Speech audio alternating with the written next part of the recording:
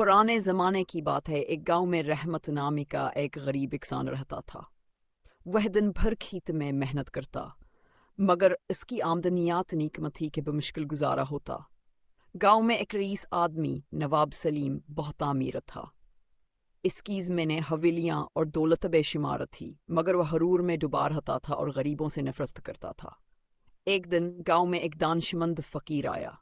اس نے اعلان کیا، یہ دنیا فانی ہے، وقت کا پہیہ گھومتا ہے، کوئی ہمیشہ غریب نہیں رہتا اور کوئی ہمیشہ امیر نہیں رہتا۔ نواب سلیم نے قہقہ لگایا اور کہا، یہ سب کہانیاں ہیں، غریب ہمیشہ غریب رہے گا اور امیر ہمیشہ امیر۔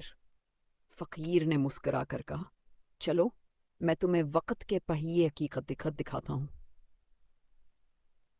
وقت گزرتا، خشک سالی آئی، فصلی برباد ہو گئیں، نواب کی زمینیں بنجر ہونے لگیں اور قرض بڑھنے لگا۔ دوسری طرف رحمت نے سخت محنت سے کھیتی جاری رکھی۔ اس نے نئے طریقے اپنائے اور تھوڑا کر کے اپنی زمین خریدنا شروع کر دی۔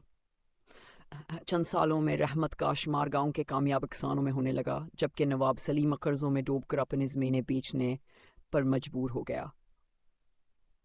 ایک دن وہی فقیر دوبارہ گاؤں یا اس نے رحمت کو کامیاب اور نواب کو مایوس دیکھا تو مسکرا کر بولا، وقت کا پہیہ گھوم چکا ہے، جو کل غریب تھا آج خوشحال ہے اور جو کل امیر تھا آج پریشان ہے۔ دولت اور غربت مستقل نہیں رہتے، محنت، صبر اور ایمانداری سے زندگی بہتر بنائی جا سکتی ہے۔ غرور اور تکبر کا انجام ہمیشہ برا ہوتا ہے۔